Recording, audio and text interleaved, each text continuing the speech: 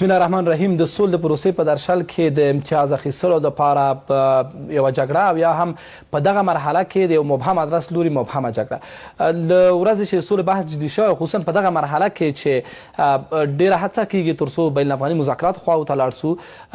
مبهم بریدونه کیږي، ظاهرا مسؤلیت طالبان هم په غاړه نه اخلي او حتی ځینې موارد کې ځینې نورې ډلې هم حاضر نه دي چې دا مسؤلیت په غاړه واخلي، ان تر دې چې کله کله طالبان هم دا بریدونه استخباراتي بولي. افغان حکومت په قطعي توګه ادعا لري چې دغه بریدونه د طالبانو در چتر لاندې کیږي او دا بریدونه په هر صورت سره که د هر ادرس لوري کیږي، ولې بالاخره دا یو لینک او ارتباط لري د طالبانو له یو ادرس سره، اکثره حقاني شبکې ته او یا هم نورو ادرسونو سره دا تړلی بولي. ان تر دې چې ځینې داسې ادعا هم د ځینې استخباراتي ادرسونو څخه وشولې چې داعش او حقاني شبکه منظم ګډ عملیات لري او شاید په یو ګډ پلټفارم کې رامخته شوي دي او غواړي چې راتلونکي دپاره د جګړې یو نوی فصل مخته بوځي. ولې عین حال کې بیا ځینې ادرسونه ادعا کوي چې سولې سبوتاژ هڅې کیږي او یا هم دا استخباراتي هڅې دي کومې چې کولی شي د سولې پروسې رنګ بدل کړي او په دغه مقطع کې پر سوله باندې اعتبار او باور زیانمن کړي. اساسا دغسې بریدونه په دغسې یوه حساسه مرحله کې چې شاید هم یوازې د څو ورځو په محدوده کې موږ باید لاړ سو دوحې ته یا هم بل چېرته او د سولو بین الافغاني مذاکرات د افغانستان د اسلامي جمهوریت د پلاوي او د طالبانو ترمنځ پیل شي، دغه بریدونه ډېره عامه او اسانه ژبه یې که وپوښتو څوک یې کوي، د کوم هدف دپاره کیږي، که فرض کړو چې طالبان یې کوي د کوم هدف دپاره، که بله ډله وي کوم هدف دپاره، دا ډله څومره پیاوړې ده، د سولې د پروسې تر بریا وروسته بیا نو د دغسې یو جګړې احتمال څومره قوي دی. دا هغه مسایل دي چې باید په دغه مقطع کې ځواب شي. سلام وخت او خیر. تودو بحثونه خپرونه زه میرویس انګزار ته وړاندې کوم. دوه محترم مېلمانه را سره په خپرونه کې ګډون لري.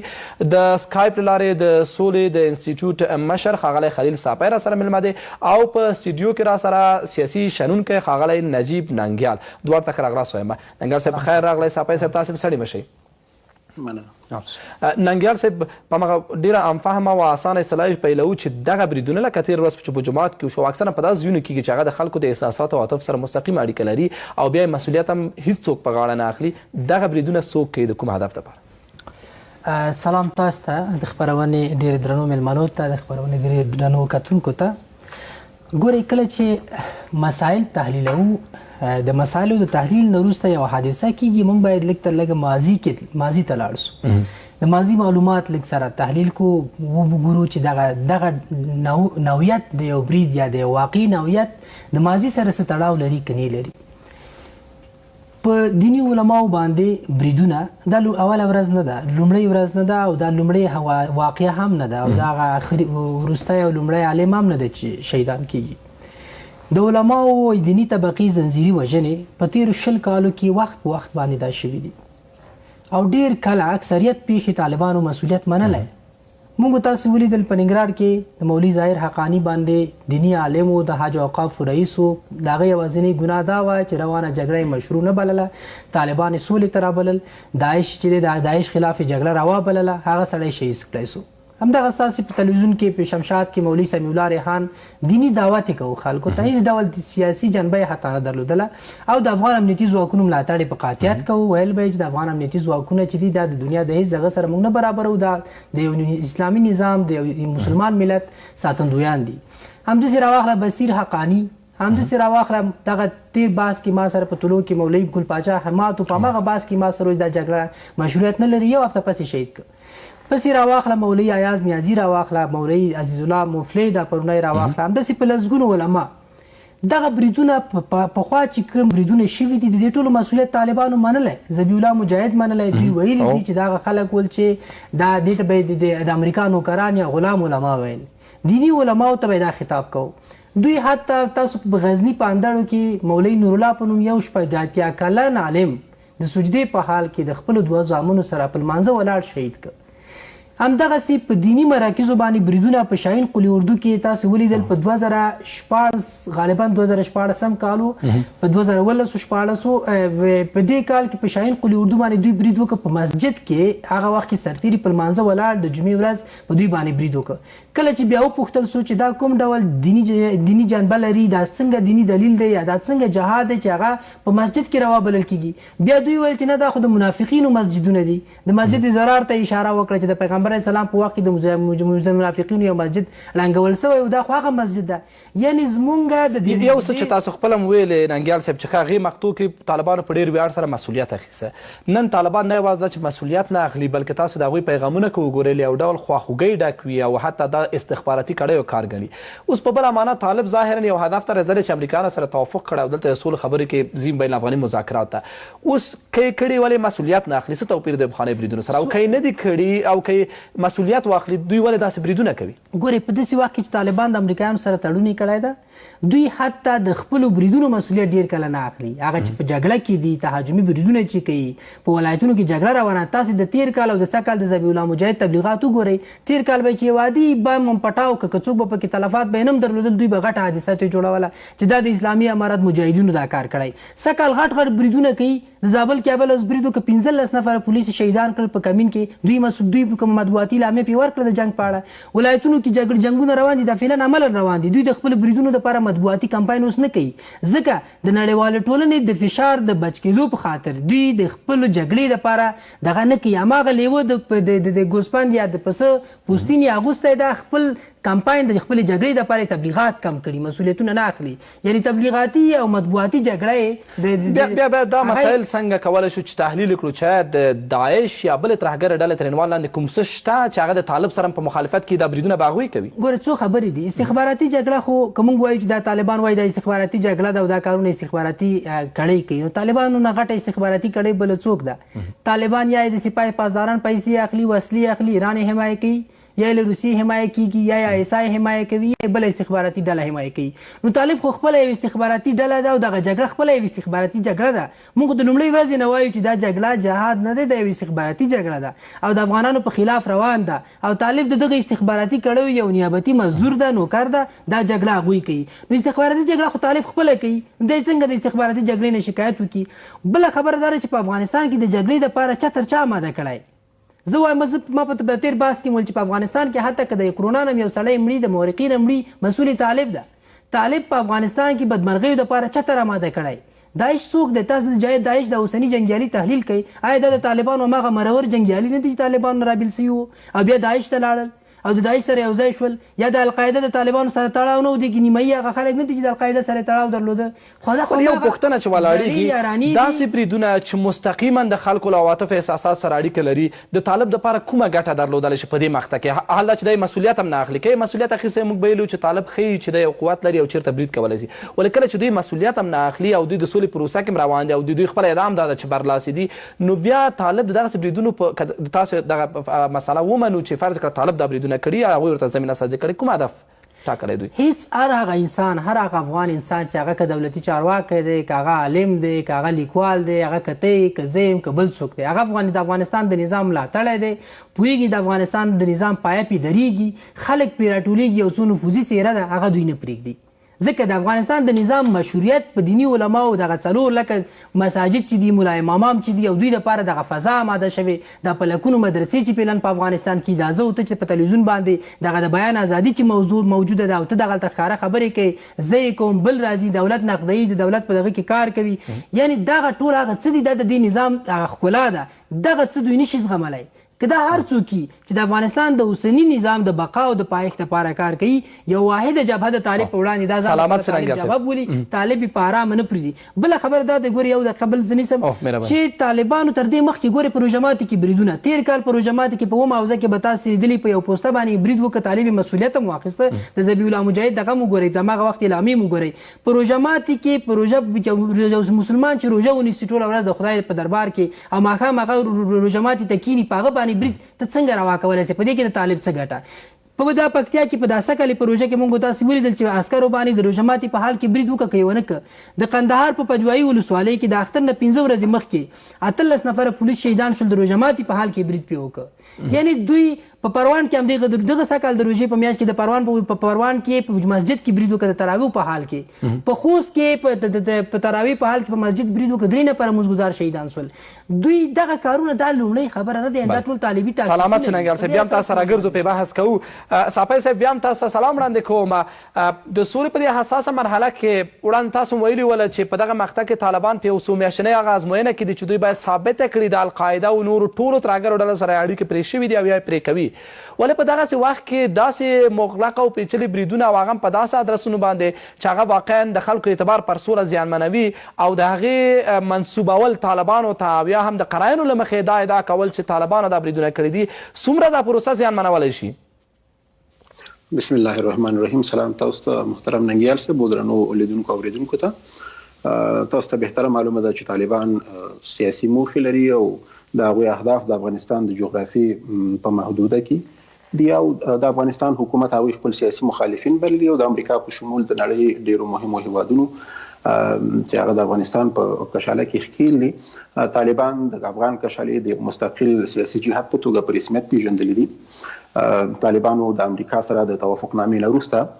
دغه د آمادګي ښودلې چې د کال 15 طالب زندانیانو د خلاصون پروسه بشپړه شي، په افغانستان کې د سولې او ټیکاو په خاطر به هغوی په بین الافغاني مذاکرات پیل کړي. دغه بریدونه او داعش او دې ته ورته نور ترهګرې ډلې چې د سیمه ییزو استخباراتو لخوا تمویلېږي په افغانستان کې د قومي او مذهبي تفریقې اچولو په موخه ترسره کیږي. لومړی ګوري په شفاخانه کې په میرمنو او ماشومانو باندې برید ترسره شو چې هغه اکثره د هزاره توکم ورونو ساحه ولته او د هغې نه وروسته په نیازي صاحب باندې برید ترسره شو، شهید شو. دغه د پرون موږ تاسو د یو بلې ورته پیښې شاهدان اوسیږو. دا یوازې د سولې د پروسې د سبوتاژ کولو او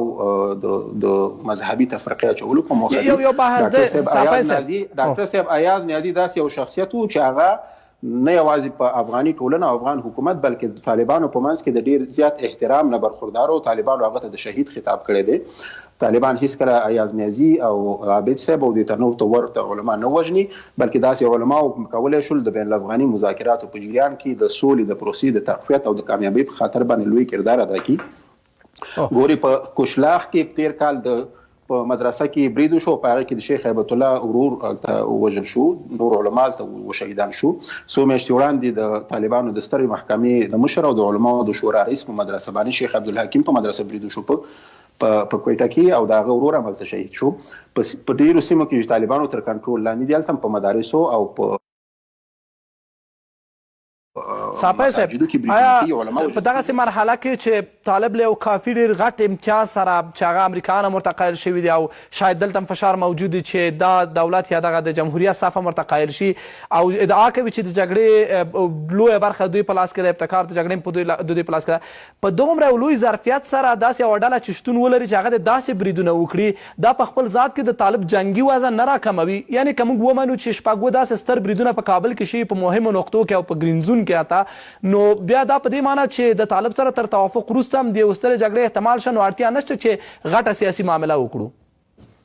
دغه بریدونه اکثره دغه سیمونه کنټرولېږي او ترسره کېږي چې هغه د طالبانو په کنټرول کې نه دي، یا د افغانستان نه بهر او یا په داخل د افغانستان په هغه سیمو کې چې د افغانستان د حکومت په واک کې دي. تاسو ولیده چې څو ونې وړاندې د سبز ولسوالۍ کې یو د داعش شبکې یو پټنځای او په نښه شو چې په هغې کې د ثناء الله په نوم څوک و او امنیت ملي ادعا وکړه چې 2 کاله کېږي چې دوی د مرکز دلته موجود او دوی فعالیتونه کول. صحیح ده. په کارتیناو کې ابو عمر خراساني ونیول شو، ضیاء الحق چې هغه تقریبا د 1.5 کال نه زیات وخت کېږي چې دلته موجود و، دا بریدونه یې ترسره کول او تنظیمول. طالبانو دغه د یو ډلې نیولې چې هغوی په محمد حسن حقیار، وحید مجده او نور او هغه طالب هغه لیکوالو یا روشنفکرانو چې هغه تقریبا د طالبانو سره نږدېوالی درلود په هغوی بریدونه ترسره کړي. دا اکثره د داعش په کونړ کې اخرنی خپل قوي مراکز چې که دا ومنو نو کله چې ماتې خوړلې هغوی کې توپرک شوي او اکثره په هغه سیمو کې د وړو ګروپونو په شکل باندې، یعنې دا هر څه یوازې منحصر دی ساپی صاحب په داعش پورې، یعنې کله چې موږ دقیقا دغه بریدونه چې دي د ډاکټر صاحب ایاز نیازي شهادت پرونۍ حادثه شفاخانه باندې برید د ننګرهار په جنازه کې برید دغه ټول داعش تر سره کړی دی او هدف د مذهبي او قومي تفریقې ایجادول او د سولې د پروسې سابوتاژ او د طالبانو له داعش پاس هم څوک شته که یوازې داعش د یو ډلې په توګه د یو خودجوشې ډلې په توګه راځي د اعمال کوي یعنې داعش د یو چا لپاره دا کار کوي که خپله یې کوي داعش خو دوی وصل دي د دوی خلافت هلته صحیح ده چې دوی په عراق کې ماتې خوړلې ولې په شام کې دوی قوي مراکز لري او دوی په افغانستان یوازې نه په افغانستان په سیمه کې حتی په منځنۍ اسیا کې په پاکستان کې دوی نفوذ لري او د دې ترڅنګ چې دوی خپل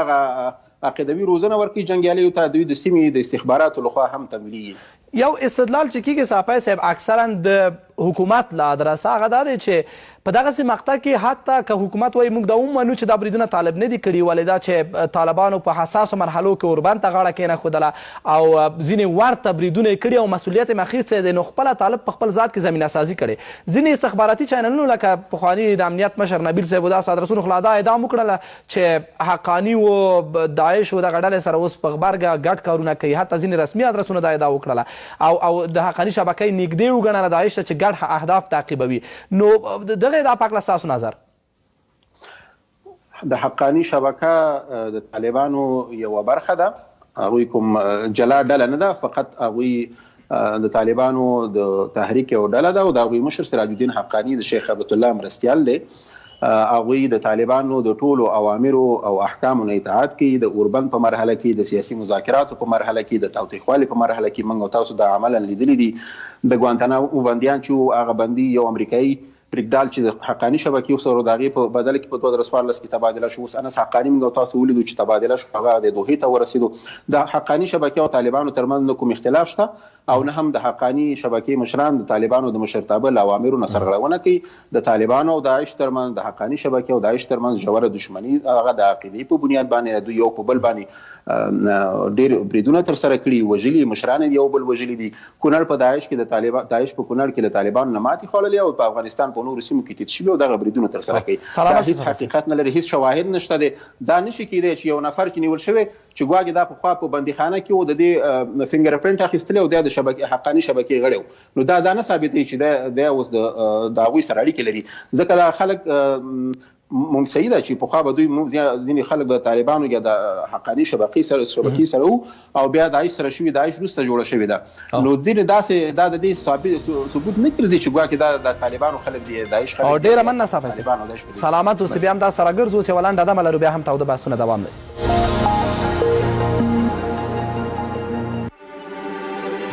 ملک پلاس سوچه او طبیعي د ای او ډي ویټامینونو لرونکی خوندور او له نورو شیدو څخه ځانګړی نړیوال معیارونو سره سم په ایټالوي ماشینونو باندې بسته‌بندي شوی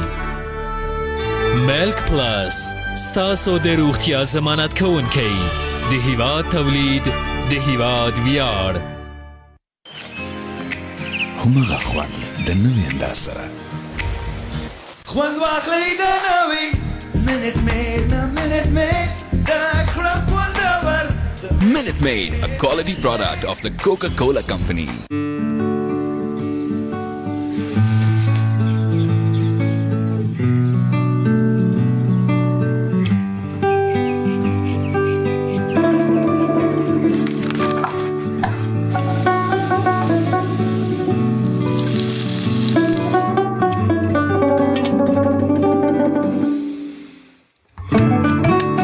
صرافیه غواړي ستاسو د دسترخوان خوند صرافیه د ژوند خوشحالي قوت په اراده کې دی چې موږ منزل ته رسوي قوت په مینه او مهربانۍ کې زموږ اړیکو ته ښایست وربښي قوت به زموږ د مېلمستیا دود ته یو نوې څېره وربښي له دې نه وروسته قوت په هر سفر کې درسره وي د وطن تولید د وطن ویاړ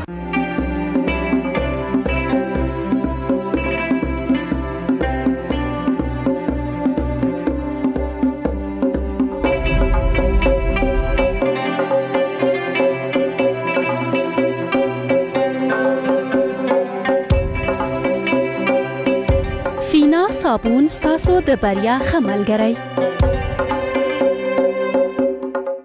له فینا سره ښکلا او ښایست احساس کړئ. مور د ژوند بله ډیوه ده چې موږ ته تیارې لارې روښانوي.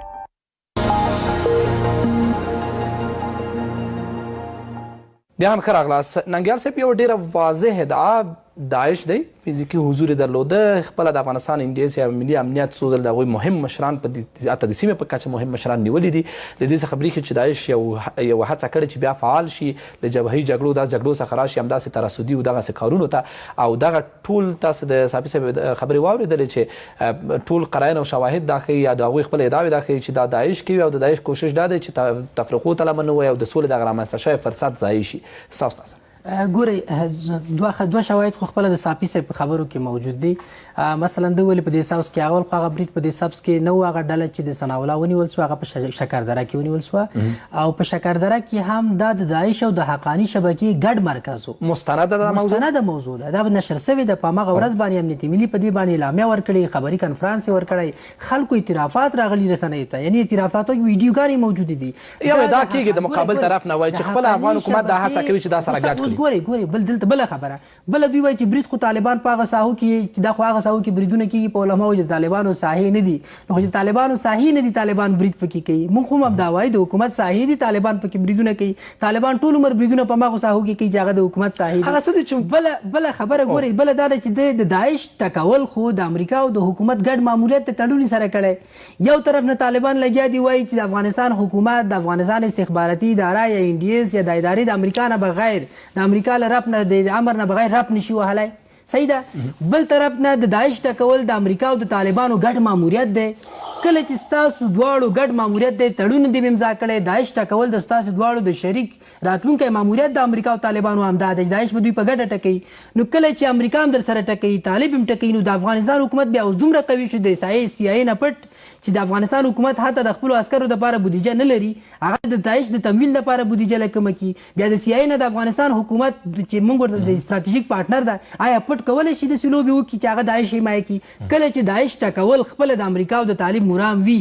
نو یو طرف نه دا یعنی یو جالب ګنګس حالت دی چې طالبان په خپله خبره کې په خپل ځان کې کلیر نه دي، واضح نه دي چې دی څه ویل غواړي. مونږ خو چې کومه خبره کوو خو وایو چې د داعش جنګیالي چې دي، ګوره دا خبره ډېره غلطه ده چې دا داعش هغه داعش دی چې دا د سوریې سره تړاو لري او دا د عراق سره تړاو لري. دا داعش د لومړۍ ورځې نه هغه داعش نه و، دا ټول د ISI هغه جنګیالي دي چې د ورکزۍ ایجنسي نه را ټرانسفر کړي افغانستان ته. هماغه خلک دي چې پخوا یې په حقاني شبکې کې مرور سوي دي، داعش ته تللي، فعلا هم ځینې وخت د حقاني شبکې سره ګډ هغه کوي، عملیات کوي. حتی زما معلومات دا دي، زموږ منابع دا وایي چې د دې روژې په میاشت کې حتی د پاکستان ISI د دوی ته ښارونه معلوم کړل په پاکستان کې. د داعش دا جنګیالي او دا مشران به مثلا په سیالکوټ کې اوسېږي، پلانکی به د طالبانو به په مانسیره کې اوسېږي او د امارت به په کویټه کې اوسېږي او پلانکی به په پېښور کې اوسېږي، په ګډو ښارونو کې به سره نه اوسېږي. حتی دوی ته کورونه، ځایونه، موقعیتونه بیل کړل په پاکستان کې د دې په خاطر باندې چې دا افشا نه سي. یعنی جنګ اوس بله خبره دا ده چې کله د طالب سره سولې ته موږ نږدې کېږو، دا څنګه د اوربند په وخت کې دا داعش چیرته وي؟ په 2013 کې کله چې اوربند وشو 3 ورځې داعش چیرته و؟ دا اوس چې اوربند وشو داعش چیرته و؟ یعنی هغه وخت کې داعش چې کله طالب وغواړي جنګ نه کوم، مثلا کاش د خشونت اونۍ وه یو هفته، په یو هفته کې د داعش او القاعده او دغه داعش لشکر طیبه او دا ډلې چیرته وي؟ په هماغه وخت کې خو چې طالب وغوښتل چې جنګ بند و، نو دا څنګه چې طالب جنګ شروع کړي ټول یې ورسره شروع کړي؟ سوال دا دی چې د داعش باید یو وارې وپېژندل سي، د هغه داعش نه دی، خلک به نه غلط وي، دا نه د عراقیان دي نه ولا حد اقل د هغه داعش دی چې طالب سره وژل لري. هو هغه داعش دی چې د طالب نه مرور شوی دی. ځینې کړۍ هغه داعشان دي چې د داعش نه مرور شوي دي. مثلا فعلا ګوره د سولې پروسې موږ وایو چې د سولې پروسې تخریبونکي شته، د طالبانو په منځ کې موجود دي. حقاني شبکه کې ډېر داسې خلک شته، ډېر داسې قومندانان دي د سولې پروسې له اوسني حالت نه طالب سره راضي نه دي. طالبانو مشران یې حتی کافر بللي وایي، د امریکا سره یې تړون وکړه، دوی خواته د مسکو ته لاړل، د پوټین سره کېناستل. دلته په خپله د طالبانو په منځ کې داسې خلک شته چې هغه د سولې تخریبوي. یعنې د سولې تخریبونکي خو د طالبانو په منځ کې هم شته، که د نور نړۍ په استخباراتي په دغه کې د طالبانو په خپل منځ کې داسې خلک شته چې د افغانستان بله خبردار دی که طالبان سولې ته تعهد لري، راځي دا خبره سره سپینه کړو. 3 میاشتې یا 4 میاشتې په دې باندې خونریزي دوام وکړه چې ما ته د زندانیان راخوشي کړي. په ټول اسلامي تاریخ کې د څوک وایي د خپل مسلمان ورور سره جنگ د دې په خاطر چې تا سره زما بندي دی تی نه راخوښه کوې زه تا سره جنگ کوم د دې دیني مشروعیت د دوی پیدا کړي د دنیا د یو دارالفتاه نه دی دوی دا راوړي چې زه د زنداني د راخوشي کولو په خاطر بل مسلمان وژنم او هغه سره جنگ کوم او د دې مکمل تضمین موجود دی چې ستا زنداني څوک وژني نه دا 20 کاله موږ ستا زندانیان همدغسې وساتل حتی د 350 تنه طالب زندانیانو باندې د اعدام حکم ختلی هغوی چې اعدام نه کړل حتی دا پاتې نور دې هم پراته وي دا 15 کاله 10 کاله 15 کاله چې تېر کړل خو یو 3 میاشتې نور هم تېرې کړي ته به راغلی وې د سولې پروسې ته مذاکرات به دې پیل کړي وو په زندانیان خو په آخر کې هم خوشي کېږي یو پوښتنه چې اکثرا د خپله طالبانو لخوا هغه کسان چې هغې خوا تمایل لري مطرح کېږي چې کله ظاهرا پروسه د طالبانو په ګټه روانه ده طالبان فکر کوي چې د فتح په شکل یا په داسې یو شکل سره راځي چې غوښنه برخه به لري په نظام کې به اوله خبره د دوی په راتلونکي جوړښت سیاسي جوړښت کې به اصل ابتکار دوی په لاس کې امریکا سره توافق کړی خلیلزاد را روان دی کابل ته د موقت ادارې انګازې غږوي په دغسې وخت کې طالب ولې داسې اعمال وکړي چې هغه په خپل ذات کې د سولې اعتبار زیانمنوي ګورې یو څو خبرې دي طالب سوله نه غواړي دغسې چې دوی په ګټه روانه ده داسې دی یو فتحه ده یو د فتح احساس دی صحیح دی دوی سره دا فکر دی دنیا نړیواله ټولنه طالب ته غواړي یو وینینګ فیلینګ ورکړي صحیح ده دا په دې دا بیخي معلومه خبره ده خو طالب ګټلې نه ده او طالب ګټلی نسی او د طالب حکومت نه راځي دا به موږ وي نه دغه میز در سره نه همدغه اختلافي ټکی دی تاسو طالبانو ویډیو ولید څو ورځې مخکې چې نشر کړې وه طالب د 2011 نه وروسته چې کله په 2014 کې د امریکایانو د وتلو خبره مطرح شوه په 2011 کې لویه جرګه د ستراتیژیک امنیتي تړون دپاره لویه جرګه جوړه شوه طالب لاړه ډیلوژن ته یو کاذب عقیدې ته لاړه فکر یې کوه چې بس امریکایان وځي دی به حاکم کېږي امارت به راځي په هماغه وخت کې هم د همدا ډنډورې په د شمشتو د کوډي او د کویټې او بل کمپونو کې غږولې چا له طالبي امارت را روان دی سیستم ختم دی خو داسې نه ده د هغه نه وروسته دا د ثابته شوه امریکایان اوس فعلا څو دي 8600 امریکایان په افغانستان کې پاتې څلورمه میاشت د یو امریکایي له اډې حتی نه دی وتلی حتی یو میټینګ د افغان امنیتي ځواکونو سره نه دی کړی د کرونا له امله په دې خو ته ښه خبرې سیستم فلج شو د 15 کاله کېږي افغان امنیتي ځواکونه د دې مملکت د امنیت ماموریت په خپل سر ورته وړي طالب پې بریالی سو خو نه شو 315 ولسوالیو کې فعلا افغانستان حکومت همدغه امنیتي ځواکونه حاکم دي آیا د په دې ولسوالیو کې امریکایان دي په دا کلو په قاریو په دا پوستو کې 9.5 پوستې وجود لري په 9.5 پوستو کې څوک موجود دي سوال دا د طالب باید یو واقعیت ومني که امریکایان وي که نه وي که نړیواله ټولنه وي که نه وي د افغانستان د دفاع ماموریت د افغان امنیتي ځواکونو ته ورپروت دی افغان امنیتي ځواکونه یو څه چې ډېر واضح دی ننګیال صاحب دا خبره زه وکړم تکمیل کړم 3.5 لکه ځواکونه دلته موجود دي دا یو عسکر که د هر یو فامیل لري حد اقل 10 نفره فامیل د هر عسکر ولري 15 میلیونه خلک عملا د افغان امنیتي ځواکونو د لیکو برخه ګرځېدلې یعنې طالب باید حد اقل دا ومني چې 15 میلیونه د دې مملکت فامیلي خلک یې ماشومې مور و پلار هغه عملا ستا په مقابل کې بیخي وسله پورته کړي تا سره په جبهه کې ولاړ دی ملکي مامورین را واخله دا یو میلیون شاوخوا ملکي مامورین د هر یو بیا 10 نفره فامیل واخل ته فکر وکړه نیم نفوس د طالب په خلاف عملا په جګړه کې ولاړه کله چې دومره ملت د طالب خلاف یو تا سره عملا مخالفي په داسې مملکت کې د طالب امارت بیا راتلل خیال یو څه ډېر بالکل یو څه ډېر واضح دی که تاسو د طالبانو تازه صوتي پیغامونه وګورئ د هغوی ویډیوګانې او دا ځینې مانورونه چې اجرا کوي دا وګورئ او د هغوی ځینې کلیپونه چې راوتلي هغه وګورئ قطعا طالبانو خصوصا جګړهیزې کتلې سره دا فکر نشته چې هغوی د یو سیاسي ادغام لارې د یو کتلې په توګه په دې نظام کې جذب شي هغوی سره باورمندي لا هم دا ده چې راځي به اصل به دوی نور به فرعي او هغوی به جذبوي که یې غوښتل یو سیاسي مشارکت ته به ځي که نه نو هر څه به د طالب په لاس کې او شاید دا کاذبه خوشباوري هم امریکایانو ورکړي یا هم دوی دغسې درک کړی وي نو کله چې طالب دغسې یو سیاسي ادغام ته حاضر نه دی او تاسو مقابل کړو داسې وایي چې دلته هم هېڅ داسې چانس نشته چې طالب د بېرته په دغه شکل راوګرځي د پروسې سرنوشت کومې خواته روان دی ګورئ د کمپاین روان ده موږ وایو طالب دپاره په نړیواله کچه کمپاین روان دی خو د دې هېڅکله دا معنا نه ده چې طالب به حاکم سي دنیا به ډېر کله په یو ملت باندې د امتحان وخت وي ډېر کله یو څوک غواړي ستا تقدیر به په خپله خوښه بدل کړي خو تقدیر د ملتونو د هغه ملت خلکو په لاس کې د دې ملت تقدیر زموږ په لاس کې ده موږ د دې مملکت خلک یو دنیا که هر څه وغواړي دنیا خو هغه د ما درته ویل چې 2009 نه د امریکا فشارونه هماغه وخت نه هم موجود وو خو مقاومت موجود و که نه موجود روسانو هم غوښتل د دې مملکت نقشه بیخي ختم کړي ډېر نور هم دغه اوازې ګډې کړې چې موږ به افغانستان د نړۍ له مخ نه بیخي قطع کړو خو دا امکان لري دلته خو یو ملت موجود ده تاسې د سراج الدین حقاني مقاله ولیده په نیویارک ټایمز کې زه دا اوس هم په چیلنج سره وایم دا خو په انګلیسي وه سراج الدین حقاني او امثالو هم دی په پښتو لیکي دې نه هماغسې خبرې دي دی یوازې وکړي هماغه خبرې چې هلته لیکل سوې وي هغه په انګلیسي و هغه تحلیل بیا دی په پښتو دې لیکي هم نه زه موږ ته خو دا معلومات هم شته چې دوی څومره بېسواده خلک دي دوی دې یوازې همدغسې خبرې وکړي شفاهي دې وکړي هم به یې موږ ومنو چې طالب واقعا دومره درک لري دا خو یو کمپاین دی د ایسای هغه شاته ټینګ ټینګ ناست ده هغه ورته لیکل کوي مقالې دي تاسو د دوی هغه ګرافیکس وګورئ د دوی هغه ویډیوګانې وګورئ دغه یو ویډیو د طالبانو یو مستند فلم راووته تاسو ته هغه فلم هغه محتوا شاوخوا وګورئ هغه جغرافیه وګورئ هغه خاوره هغه شګه افغانستان ته ورته نه ده هغه ونې چې شاوخوا دوی پکې ثبت کړی افغانستان ته ورته نه دي هغه جنګیالي چې دومره منظم په افغانستان کې دې ته ګورئ دا مونږ تاسو خو د دې مملکت خلک یو په ولسوالیو کې آیا مونږ تاسې چې هغه امن ترین ولسوالۍ ته لاړ شي تا خپل کالي هغسې پاک ساتلی سي چې طالب په عملیاتو کې هماغه ځای کې ښیي ځان هغسې منظم ښیي که دا پاکستان نه وي د پاکستان سیمې نه وي د پوځ چاونۍ نه وي آیا دا امکان لري چې د افغانستان په یوه سیمه کې دی بیا د طالبو د حاکمیت لاندې سیمې خو موږ ته معلومې دي یو څو ولسوالۍ دي هلته سړی په میاشتو په 9 ساعتو 10 ساعتو کې په موټر کې ته مزل کوي تر هغه ځای چې رسېږي خاورې شکل دې مکمل بدلېږي دی هماغسې منظم را رسېږي هلته رسمي گذشت هم کېږي هلته جالب حرکات کېږي آیا دا د افغانستان ډېره مننه ننګیال صاحب بیا هم تاسو سره ګرځو صافی صاحب پر طالبانو د جګړې هغه ستر اتهام لا هماغسې موجود دی طالبانو جګړې زمینه سازي کړې ده د اوربند څو مرحلو او د اورکم مرحلې وښودله چې کله طالب ډز نه کوي په افغانستان کې بل داسې حرکت نشه چې په لوی ظرفیت سره دې وتوانېږي بریدونه دې وکړي کله چې اوربند وي نه داعش وي نه القاعده وي نه بله ډله وي نه داسې قوي تحرکات وي ولې هغه وخت کې چې طالب فعاله کېږي عین وخت کې دغه ډلې هم فعاله کېږي دا په دې ښکارندویي کوي چې مستقیم ارتباط یا بالاخره د زمینه سازۍ او بحث موجود دی اوس که طالب په دغه پروسه کې دغسې ګامونه پورته کوي کوم چې ننګیال صاحب یې دا وکړله دا په خپل ذات کې هغه پروسې ته زیان نه رسوي کوم چې طالب په ډېرې خوشبینۍ سره پیل کړې ده لومړی خو باید دا ووایو چې ما دا ادعا داسې نه دي ویلي چې داعش د افغان حکومت لخوا تمویلېږي ما وویلي کله چې څو 2 میاشتې وړاندې دوی په کونړ کې ماتې وخوړه دوی تیتو پرک شو اکثره په سیمو کې د کوچنیو ګروپونو په شکل چې د حکومت تر کنټرول لاندې دي او ځینې لا پخوانه هم هلته موجود لکه تېروتنه خو د سبب مې ویلې هغه د ننګیال صاحب خبره درسته ده هغه په شکردره کې وه چې 2 کاله امنیتي ملي دا وکړه چې هلته مرکز موجود و سمه ده داسې نور ډېر مثالونه شته دی داعش په کونړ کې د افغان حکومت په مټ باندې طالبانو په کونړ کې د افغان حکومت په مرسته باندې داعش ته ماتې ورکړه دا په دې معنی چې داعش د افغان حکومت او طالبانو مشترک دښمن دی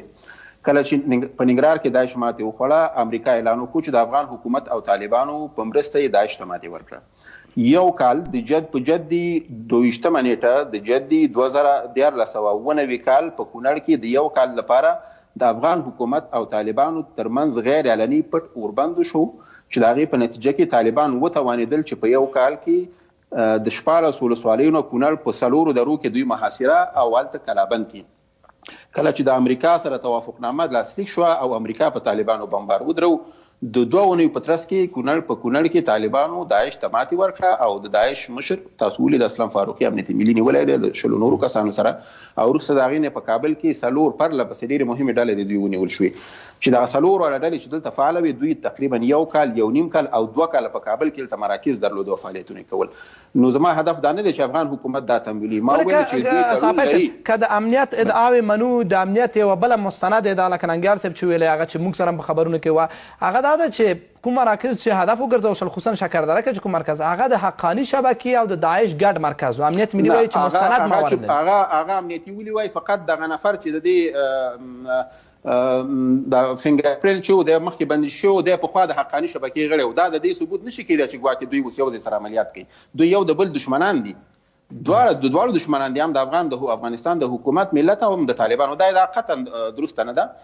2 کاله وړاندې چې کله اوربند شولو 3 ورځې اوربند چې شوی و افغان حکومت او د طالبانو ترمنځ د اختر په ورځو باندې په ننګرهار کې لویه چاودنه ترسره نه شوه تل د تاوتریخوالي په مراحلو کې دغه حملې نه ترسره کیږي دا په کابل کې حادثه په کوم وخت کې وشوه نو دا نشي ویل چې طالبان د دوی ټول مهار کوي یا د افغان حکومت د دوی اعلی مهار دی شي چې کله بین الافغاني مذاکرات کامیاب شي د سیاسي ډلې حکومت او طالبان په یو نوي ټول شموله اسلامي حکومت باندې هوکړې ته ورسیږي، عمومي اوربند نافذ شي، نو بیا به دغه د ترهګریزو شبکې یا ډلې چې دي د دوی مهارېدل او د دوی له منځه وړل دا به ممکن وي. نو اوس خو دا چریکي عملیات کوي، کله تهاجمي، کله کوچني، کله لوی عملیات کوي، کله انفجار ترسره کوي، کله انتحار ترسره کوي. نو دا په طالبانو پورې نشي تړل کېدلی.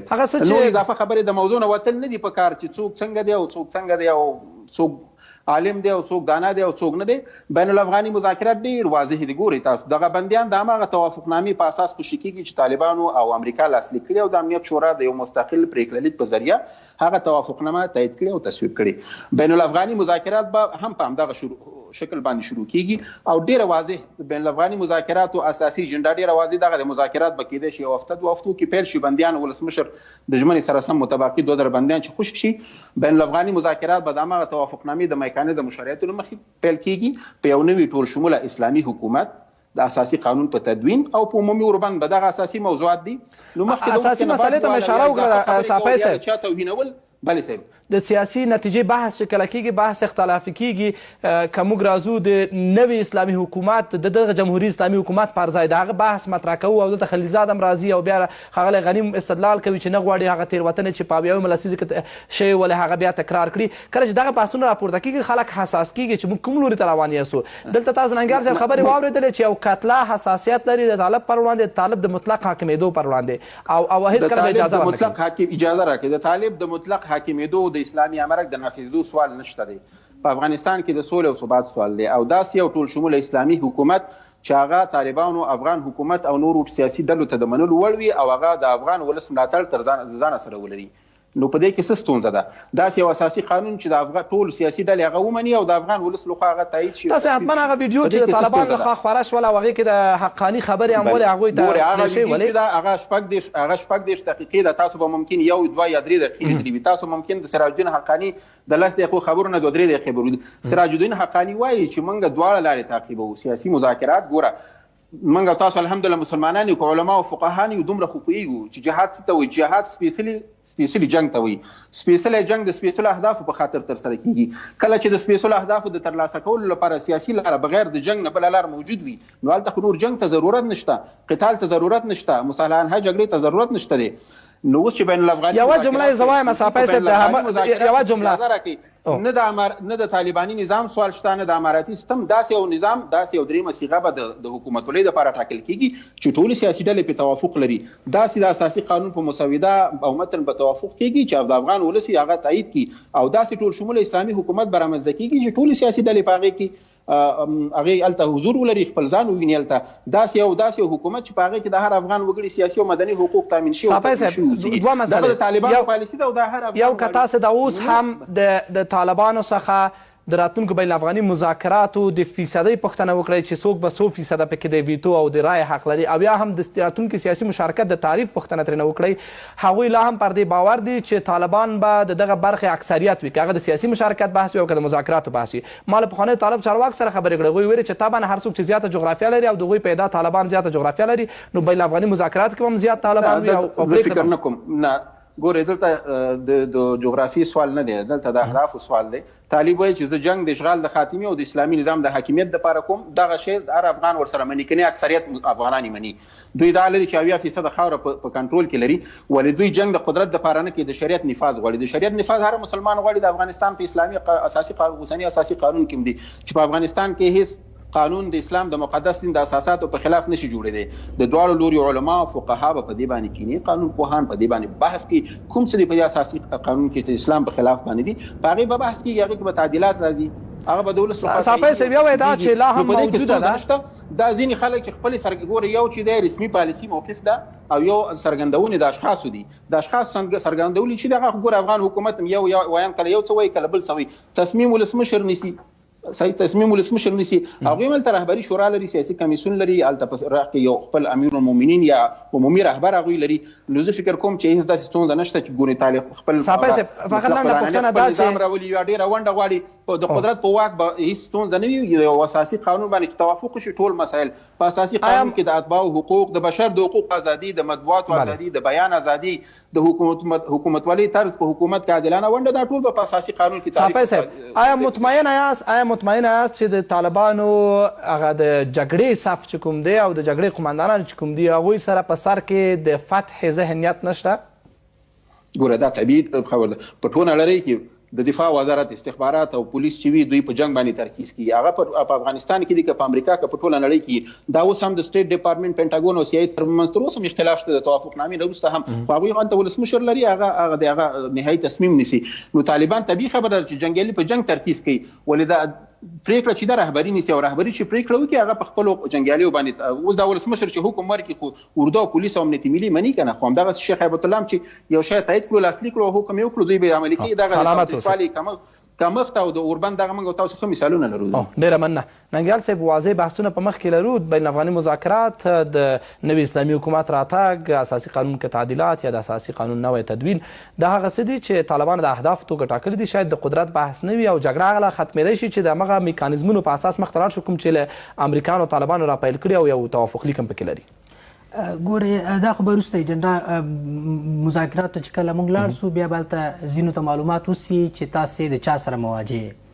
تاسې دلیل له چا سره وایي او د څه رقم خلک او د څه رقم یو ملت سره تاسې اوس مخامخ یې. ته خو یوازې اوس د وحشت کړی، جنګ دې کړی، وژلې دې کړي، د خبرو د منطق میز ته لا تر اوسه پورې ته حاضر شوی نه یې. ځینې پروژهیي موسسې او ځینې کارونه هغه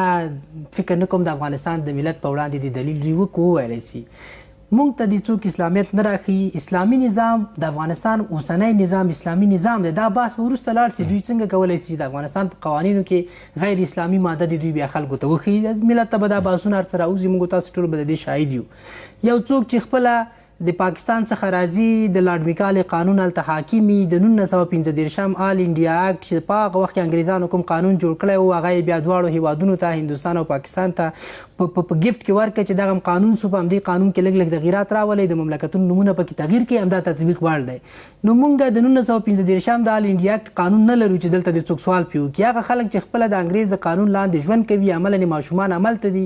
ماشومان یې په انګلیسي سکولونو کې درس وایي، هملته په چاونیو کې اوسېږي. هغه خلک افغانستان ته د اسلامي نظام دپاره راځي. دا به د تاریخ تر ټولو نه لویه مسخره وي. صحیح ده. اسلامي نظام خو موږ د طالبانو اسلامیت ولیده. 15 کاله د دوی په خپل حاکمیت کې موږ ولږه ولیده، فقر هم ولیده، ظلم هم ولیده، جګړه هم ولیدله، بمبارونه هم ولیدل. په هماغه وخت کې په 15 کالو کې طالبانو یو ورځ بې جنګه نه ده تېره کړې. د مسلمانانو په خلاف یې جنګ کوو. په تخار کې، په تعلقان کې، په بامیانو کې، په هزارجاتو کې، په مزار کې،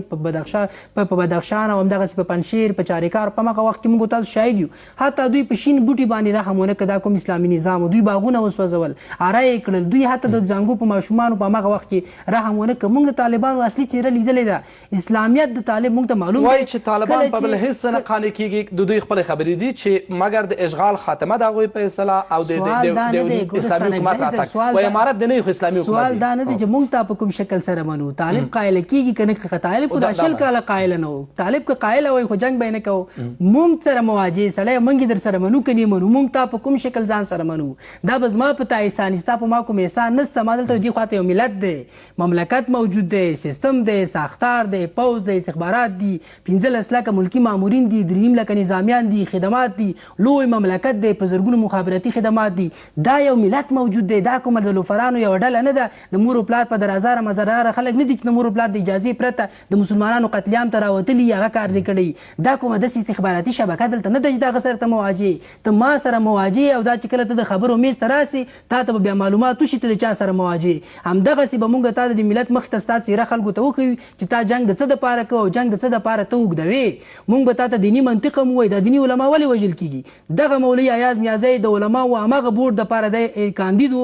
چې د طالب سره دی د قانون په برخه کې بحث وکړي. وایي له منځه ویوړ ځکه دی د ده د منطق نه وېرېده. طالب نن ګوره هغه د مکارتوب ته یې موږ ګوره بیا وایي چې دا موږ نه دی وژلی. طالب خو د همدغه دیني علماو له ډار نه دوی سره منطق نه شي ولی. همدغه استاد صاحب څو ځلې همدغه طالبانو ته د مناظرې چیلنج ورکړ. یو طالب تر اوسه پورې حاکم څو. د طالب منطق خو موږ په 2018 کال کې په مکه کې ولیده چې کله طالب ته بلنه ولېږله OIC کانفرنس چې راشي د ټولې دنیا اسلامي علما راځي د افغانستان په سوله او جګړه د افغانستان کې د جګړې په مشروعیت باندې موږ بحث کوو. طالب یو 2 نفره نماینده علما راولېږي چې دلته په OIC کې په مکه کې بحث سره وکړو. د ټولې دنیا علما راغلي وو. طالب انکار وکړ. طالب حاضر نه سو. طالب په انډونیزیا کې حاضر نه سو. د طالب خپل استادان چې طالب ته درس ولې هغه په افغانستان کې په اندونیزیا کې دا ومنله چې په افغانستان کې جګړه چې دی دا ناروا ده دا مشروعیت نه لري. اوس یو مبهمې پیچلې داسې پروسې ته دننه شوي یو چې تاسې عملا ګورئ چې متاسفانه افغانان ښې شپې ورځې نه تېروي. دغه جګړه ختم غواړي. ځینې باور لکه صافی صاحب باور لري چې پروسه شروع سوې ده او د دې نهایت بالاخره سوله او ثبات دی او هدف پکې همدا دی. که افکار دغسې دي د طالب خواته یا تاسو داسې بیانوئ چې مثلا طالب هغه ذهنیت چې را روان ده اصلا دلته ورته د منلو ظرفیت نشته. بحث دا دی چې بالاخره دغه جګړه څنګه ختمولی شو، موږ د سولې خواته څنګه تللی شو، یا طالب محوه کوو یا دا خوا محوه کېږي، څه قصه کېږي؟ ګوره طالب یو شقي او باغي سړی ده، دی به له خپل شقاوت او بغاوت نه راځي. صالح انسان به ترې جوړېږي، همدغه سیستم کې به کار کوي. مګر تاسو دا استدلال ډېر زیات اورئ چې وایي امریکایانو پرستیج ورکوي، اوس ډېر غټ خلک دي او دا دي او هغه دغه ګوره امریکایانو خو مجاهدینو ته هم یو وخت پرستیج ورکړی او سپینې ماڼۍ ته یې وغوښتل کله چې مجاهدین افغانستان کې حاکم هم کړل، مجاهدین واک ته ورسېدل، څه یې وکړه مجاهدینو شل کړه. آیا مجاهدین دوامداره په واک کې پاتې سول؟ داسې خو نه ده چې د امریکایانو ته واک ته، حتی که امریکایان د اوسنی نظام هم د افغانستان د نړیوالې ټولنې د کومک نه پرته یا د اوسنی نظام خدای مکړه سقوط هم وکړي، زه بیا هم وایم خدای مکړه خدای مکړه خدای مکړه، دا سقوط هم سي طالب خادیدلی نسي. دا یاد لره د طالب په وړاندې پوټنشل د مقاومت دومره ډیر موجود ده چې د په هغه خپل حکومت کې ونه سو کولی چې دلته د سل په سله حاکم سي. د په خلاف هماغه یو ورځ تاسو ولیدل د طالب 15 کاله حاکمیت د خلکو کرکه تا ولیدله، د دوی د لاسه خلکو حتی د اسلامي شاعرو خلکو دوی دومره خلکو عقدې کړي وو چې طالب د شپې ختم سو، سهار په کابل کې خلکو یو لږګرې خلکو وغورځولې. د طالب سره د کرکې له امله د اسلام سره کرکه نه وه، خو د طالب سختدریزي، د طالب افراطیت، د طالب په خلکو باندې ظلم دې حد ته رسېدلی و چې کله طالب څنګه د کابل نه په همدغه د کابل په لارو کوڅو کې د طالبانو مړي تاسو ولیدل، همه خلکو ووژل ځکه د طالب سره مقاومت دومره ډیر موجود و، طالب خلک دومره پتنګ کړي وو. نو یعنی طالب په دې نشي خادېدلی، دا خو خوب دی د ځانې. طالب به سمیږي، صالح انسان به ترې جوړېږي، ساختار انساني ساختار ته به ننوځي، افراطي قبایلي وحشي د دغه ساختارونو نه به راوځي، د استخباراتو له نوم ځان خلاصوي. طالب به د سیاسي ماحول جز ګرځي، نه کل د سیاسي ماحول جز به ګرځېږي، کاملا د نظام جز که ګرځېږي په هغه ډول باندې چې د قوانین څنګه ورته وایي معاصره مهذبه نړۍ په کومه یو لوی سیاسي تحول توقع نه لرئ تاسې؟ بلکل لرو، تحول توقع لرو، رادي سي. یعنی موږ نه وایو چې د سیاسي تحولاتو کې مشکل نشته، سیاسي تحولات دي راسي، نظامي جګړیز دي نه راځي، انارشي دي نه حاکمیږي. طالب دي راسي بیخي نر دي سي دی رایه وګټي، خدای دي راسي خپل ځان ګوره. دغه حکمتیار خو تاسو ولیده د دې مخکې ډېر نورو افراطیان هم دا کوششونه کړي چې کله ملتونه وژلي بیا چې کله سیاسي ساختار ته رانوځي د خپله څېره بیا په آینه کې لیدلی. د دغه حکمتیار 3% رایه واخیستله په انتخاباتو کې، تاسو ولیدل د ټول افغانستان د حاکمیت او بیخي کم یې نه ویل، د طالبانو غوندې یو جنګي ډله وه، د جهاد خبرې کولې او بیخي د افغانستان حکومت ته یې د کابل اداره هغه هم ویل. کله چې د کابل ادارې په منځ کې دی راغی دته بیا د کابل د ادارې زور معلوم شو چې کابل اداره څوک ده، ته څوک یې. 3% رایه واخیستله، حتی د خپلو زامنو دی په امیر باندې ونه منه، زامنو کې اختلافات را پیدا سو، حتی د خپل ګوند خلک د ده نه بیل سول، هماغه خلک چې دی کله کابل ته راغی د ده څېره چې خپله ګوندیان ولید هغه ورسره قایل نسو. طالب چې کله د افغانستان اداره د دوی چې ورته د کابل اداره وایي، ته چې کله کابل ته راسې بیا به لږ پوه سې چې کابل اداره څوک ده. ډېره مننه ننګیال صاحب، سلامت اوسئ. صافی صاحب پر سرنوشت د دغه مرحلې غږیږو چې د یو سیاسي تحول توقع کوو د کوم تعریف او لیدلوري سره. تاسو ننګیال صاحب خبرې واورېدلې چې شاید طالب ډېر زیات دې ته مجبور شي چې انعطاف وښیي، لارې ته را برابر شي او ډېر هغه څه ومني چې موږ یې توقع لرو، نه دا چې طالبان وي چې اصول وټاکي او موږ یا دا طرف یا د جمهوریت صف ورته قایل سي. واقعا د دغه مرحلې هغه سیاسي نتیجه به څه وي په دغه وضعیت کې؟ یو خدای تاسو ستانګزیف دا وخت کله مراد کې دوه مهرباني تاسو وخت ورکې یو طرف کې 20 دقیقې کې بل 15 دقیقې وخت نه مراد کیږي، مهرباني. او بل د چوکاټ نه بهر او بد الفاظ استعمالول چاته وهینول، دا ماغه طالبو چې د خلکو خودو ته پرتګونه واغوستل، دا ماغه طالبو چې د افغانستان د تجزیه نه وژغورو، دا افغان اماغه طالبانو چې ملوک توایفي نظام په افغانستان کې هم کو، دا اماغه د الله حدود او قصاص ناقض چې دلته امن راغلی و. دا څنګه پاکستان مطلب چې یو پاکستان دی او ټول 250 هیوادونو ته ماتي ورکړي، دا سي اوتي بوتي ببولالي دي. ګوره خپل احساسات باید انسان کنټرول کړي. طالبانو نظامی بریا ترلاسه کړې په امریکا باندې، امریکا هغوی ته په ګوندو شوې توافقنامه ورسره لاسلیک کړي او امریکا غواړي چې ابرومندانه د افغانستان نه وځي. د افغانستان اوسنی حکومت صحیح ده، دا څنګه جمهوریت دی او دا څنګه دیموکراسي ده او دا څنګه عدالت دی، په 40 میلیون خلکو کې 1 میلیون رای ورکړي او 2 نفر مطلب 2 نفر د تحلیف مراسم تر سره کوي او بیا په 50 په دغه سپک کارونه چې په دغه وخت کې د بشر د حقوقو او دیموکراسي په نامه او د بیان د ازادۍ په نامه اوس موږ په دې بسنه ګرځو. بین الافغاني مذاکرات به د امریکا سره د لاسلیک شوي توافقنامې د شرایطو او میکانیزم په اساس مخکې ځي. بندیان د هماغه توافقنامې په اساس خلاص شو او خلاصیږي. مذاکرات به هماغه د حکومت او طالبانو ترمنځ نه بلکې د 2 سیاسي جهاتونو ترمنځ یو طرف طالب بل طرف د افغان حکومت او سیاسي احزاب دغه منل شوی ده. دغه توافق صاحب صاحب لکه څنګه چې تاسو ویلي منل شوی میکانیزم تر هغه وخت دی او تر هغه وخت دی چې مذاکراتو کې په یو نوي اسلامي حکومت او عمومي اوربان باندې خبرې کیږي. نوې اسلامي حکومت به رامنځته کیږي. اردو پولیس امنیت به خپل ځای وي. په رهبرۍ کې به تغییر راځي. ریفورم او اصلاحات به راځي. په قضا او څارنوالۍ کې به اصلاحات راځي. طالب د نظام لنګول د اردو لنګول د پولیس لنګول نه غواړي. په اساسي قانون به یا تدوین شي یا به هم تعدیلات پکې راشي. نوې اسلامي حکومت د عشا پر مشرتابه کې چراله چې ټول سیاسي ډلې په هغې باندې خوښ وي او دا اساسي قانون چې د افغان ولس ملاتړ وکړي او هغه تصویب کړي او تایید کړي په دې کې ستونزه نشته دی. اوس څوک منځبي کول او چا پسې بد ویل او چا سپکه کول دا اسیاوي خبرې دي احساساتي خبرې دي او تی باوتی دي. خپل ولسمشر وایي چې طالب زما سیاسي مخالف دی. د لوړې مراسم چې تر سره کړه 5 شپږ کاله وړاندې اعلان یې وکړ زما سیاسي مخالفین دي د سیاسي جهاد په توګه په رسمیت پیژندلي دي او اوس هم پیژني. امریکا هم طالب د افغان کشالۍ دی او مستقل سیاسي جهاد په توګه په رسمیت پیژنلې. ملګرو ملتونو هم دا تایید کړې ده. طالبان د سیمې او نړۍ د ډیرو مهمو هیوادونو سره ډیپلوماټیک او دوه اړخیز ډیپلوماټیک او سیاسي روابط لري. طالب یو ځمکنی حقیقت دی. طالب د افغانستان د جغرافیه او د افغان ملت نه بیلیدونکي نه شلیدونکي او نه تجدید کیدونکي برخه ده. موږ نه وایو چې طالباني نظام دی راشي. طالبان اوس 10% رای لري که 10 لري. امریکا او ناټو ته ماتې ورکړه او دغه د اوس هغوی موږ جنګ نه غواړو. موږ غواړو چې سوله راشي. سوله د ټولو افغانانو سیاسي ډلو په خوښه او داسې یو نظام چې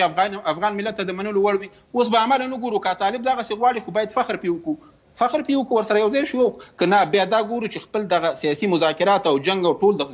نظامي بریا دپاره د تکتیک په توګه استعمالوي. ټول باید بیا د نظام په څنګ کې ودرېږي. د نظام د ماهوي سوال دلته د افرادو د نفي کولو سوال دقیقاً ولې جنجالي بحث دلته د صافی صاحب طالب د یو حقیقت په توګه او د یو سیاسي پروسې او د راتلونکي سیاسي تحولاتو د یو جز په توګه لکه انګیال صاحب چې وایي د منلو دی که هماغه مسایل ومني چې په اصولو کې منل شوي دي. ولې که بحث د دې راځي چې څوک حقیقت دي د ځمکې په سره یو نظام د 1.5 میلیون رسمي او مستقیمو مامورینو سره هغې کې امنیتي 3.5 لک امنیتي ځواکونه او دغه سیستم بنسټونه ادرسونه رامنځته شوي دي. احزاب دي او د دیموکراسۍ هغه اصول شته په اصل کې. ځینې مسایل به په عمل کې ممکن چې خدشه‌دارسي واوسي. نو دا هم یو ستر حقیقت دی. دا ستر حقیقت د طالب د حقیقت پر وړاندې ځینې کسان ستر ګڼي او وایي چې طالب باید د پروسې جز شي. نه په دې ذهنیت سره چې طالب فکر وکړي هر هغه څه چې دی وایي باید ټول یې ومنل سي. نظام نه هدف څه شی؟ نظام نه حکومت دی، پارلمان دی، اردو ده، پولیس ده، قضا څارنوالي دا ټول دي. د اتباع حقوق د اساسي قانون دی خو دا ټول نظام برخه دي. صحیح ده؟ طالب خو د نظام ړنګېدل نه غواړي. په نظام کې اصلاحات غواړي. فقط د حکومتولۍ د طرز سره هغوی مخالفت لري. دا به په مذاکراتو کې بحث وشي په دې باندې. ما وویل چې دغه ټول د اتباعو حقوق، د بیان ازادي، د بشر حقوق، د ښځې حقوق، د حکومتولۍ طرز، راتلونکي سیاسي نظام، په حکومت کې عادلانه ونډه، پارلمان، دغه ټول په اساسي قانون کې تعریفېږي. کله چې دغه ټولې ډلې په یو نوی اساسي قانون یا په دغه اساسي قانون کې تعدیل د یو ملي وثیقې په توګه ومني او افغان ولس هغه تایید کړي. طالبان خو دغسې نظام غواړي. دغه شعار دی. اوس موږ او تاسو وګورو چې عملا دا کېږي که نه. زه خو په دې باور یم چې طالبانو د سیاسي کمیسیون تشکیل کړی په 2003 کال کې د نظامي کمیسیون سره هممهاله. پالیسي دا وه تر څو چې د امریکا سره د بهرنیو ځواکونو په وتلو توافق ونه کړي، بین الافغاني مذاکرات نه کوي. هغه توافق بالاخره وشو. اوس که دوی سیاسي موخې نه درلودې ولې بین الافغاني مذاکراتو ترکیز کوي؟ اوس چې بین الافغاني مذاکرات پیل کېږي په تاوتریخوالي کې کمښت راغلی او موږ او تاسو د یو نوي اسلامي حکومت عمومي اوربند او ثبات لور ته ځو، نو ولې منفي خبرې وکړو دلته؟ عملا به وګورو که طالب خپل مطلق العنانیت، خپل دیکتاتوري نظام، خپل ځان حاکمول په زور په ملت غوښته خو هېڅوک یې نه مني. نه یې منم، نه زه منم، نه ننګیال صاحب مري. او که نه څه چې وایي چې پالیسي د همدغسې مخ ته ځي. صلح په څه شي کېږي؟ په اسلام کې، په عفوه کېږي، په ګذشت کېږي. که زه اوس طالب ته وایم چې تا دا کړي او طالب حکومت ته دا وایي، طالب خو د شانه د انتقام هېڅ نه لرو، انتقام چا نه اخلو. نو په اسلام کې عفوه چې صلح چې راځي په عفوه او ګذشت راځي، یو بل ته په تېرېدو راځي. صحیح ده؟ نو که موږ یو بل تخریبو، یو بل توهینو، یو بل ته سپکې وایو، نو دا په دې خو سوله نه راځي. نو دا زمونږ وړې خولې او غټې خبرې موږ من حیث د لیکوالانو تحلیلګرانو شنونکي دلته کینو هغه څه دي چې د افغانستان ولسمشر به تصمیم نیسي ډاکټر صاحب عبدالله به نیسي جهادي او سیاسي احزاب او مشران به نیسي او طالبان مشرتابه بله صافی صاحب یو ملت عملا دلته وژل کیږي د هر جګړې عنوان د هر چا لخوا دغه در باره انعکاس نوم یو مسؤل څخه وپوښتو اوس دغه در مسؤلیت د افغان حکومت یې وژني دا ناټو یې وژني پاکستان یې وژني طالب یې وژني هر څوک چې ملت وژني هر څوک چې ملکي وګړي وژني هر څوک چې ملکي تاسیسات تخریبي هغه د خدای په نيز زمونږ او ستاسو د ملت په نيز د انسانانو په نيز اخو تقبیح عمل د غندوی مخالفت کوي هغه که طالبي هغه که حکومتي هغه که ناټوي کار څوک وي ډیره مننه سلامت اوسئ ننګیال صاحب ولې باید منتظر نشو هغه مرحلې ته چې موږ لاړ شو د ډایالوګ او د مخامخ خبرو میز ته او هلته وګورو چې هغه ذهنیت چې موږ سره اوس د طالب په هکله موجود دی چې طالب مطلق عناني غواړي طالب بیرته امارت غواړي طالب د فتح په ذهنیت راځي موږ به دا هر څه وګورو مثلا د صافي صاحب باور دا دی چې دغسې یو ذهنیت د طالبانو د رهبرۍ په اصلي هسته کې نشته ځینې تبلیغات ځینې دا مسایل به وي نو که هغه وخت موږ منتظر شو هغې وخت کې بیا موږ کولی شو چې طالب مخالفت یا موافقت د هغوی د لیدلوري پر اساس وکړو ګوره صافی صاحب طالب ما لیدلی دی زه د سولې په پروسه کې پاتې شوی یم یو نیم کال مې د سولې په شورا کې کار کړی په ټولو نړیوالو ناستو کې ناست یم په ټولو مخفي او ښکاره مذاکراتو کې ګورې البته مونږ د پګواش قراردادیان نه وو مونږ د کاناډایانو مونږ بالکل لرم زه د طالب سره دښمني لرم حتی ګورې مونږ د کاناډایانو په قرارداد باندې د سولې پروسه مخ ته نه راوړلې مونږ د افغانستان د نظام لخوا صافی صاحب وخت درکو تخریبي الفاظ استعمالي چې د پروس د کتل سولې ته په خپل کې استخباراتي کارمند او د سولې پروسه تخریبي ته خو سیاسي اجازه صافی صاحب وخت درکو صافی صاحب مهرباني باس آداب لږ مراعات کوي د باس آداب مراعات کافي تاسو ته وخت درکې خبرې وکړي وخت درکو سوله مونږ دپاره زه د مونږ دپاره د یو ملت د یو تبې په حیث باندې یو ارمان د خلکو دپاره د پګواش پروژه وه د پیسو د عاید یو سرچینه وه که نه مونږ دپاره حد اقل مونږ ته د پګواش پروژه نه وه سوله زمونږ ملي ارمان دی سوله د خلکو دپاره د پیسو د رزق ګټلو لاره ده ګورې جنابې ما ته وخت راکوئ تاسې خبرې وکړئ وخت درکوي مونږ د سوله د عاید سرچینه نه ده ګرځېدلې نه مو د خارجانو پروژې پې اخیستې مو نه مو پګواش کې خلکو دپاره د رزق وسیله ګرځولې لطف وکئ زما خبرې ته لږ وخت ورکئ د بحث آداب مراعات کئ لطف وکئ زه ما خبرې مونږ په منطق باندې د شریعت پرانا یا په قانون صافی صاحب اجازه راکړئ حتما تاسو نوبت درکو د دې ټول خبرو په جواب لپاره حقانی د کنځلې کې ولې کنځلې کې زه ته دښمني ورسره لرم عملاً ته ماته وایي ته خو لږ صبر جواب دپاره وخت درکو صافی صاحب موږ دومره په اسانه طالب چېرته پرېږدو لکه تاسې چې پرېږدئ تاسو دپاره خو د عاید سرچینه وه پیسې وې ګټې وې پکې سفرونه ورته جوړېدل بزنس کلاس سفرونه دي جوړول ګوره اجازه راکړئ صافی صاحب وخت درکو یو افغان عام تبع صافی صاحب تاسو کافي وخت درکو چې ځواب ورکړئ ننګیال صاحب مهرباني ستاسو خبرې اورو صافي صاحب خو زما یو لوی اشتباه دی چې ځینې داسې خلکو سره بحث متاسفانه صافی صاحب بحث نه لاړه ښه مهرباني دا د دوی به دغه بیت الله به هم له بحث د میزه تښتي د حقاني شبکې هغه مشر هم دغلته حاضر کړه دې بحثه به تښتي دا خو ډېر هغه وړوکی چڼی دی چې هغه یوازې د سوله د دپاره د رزق وسیله ګرځېدلی و تر ده مخکې نور ډېر هر څوک چې رامخکې سي ما خو دوی هغه ذبیح الله مجاهد تر سهیل شاهین هم ویلي دغه خلکو په وړاندې دوی رامخکې دوی به همدغسې تښتېږي لکه دا اوس چې وتښتېدل ګوره یو خبره دا ده چې کله چې دوی وایي طالب یو حقیقت دی حقایق خو ډېر شیان دي قتل هم یو حقیقت دی باطل هم یو حقیقت دی فرار هم یو حقیقت دی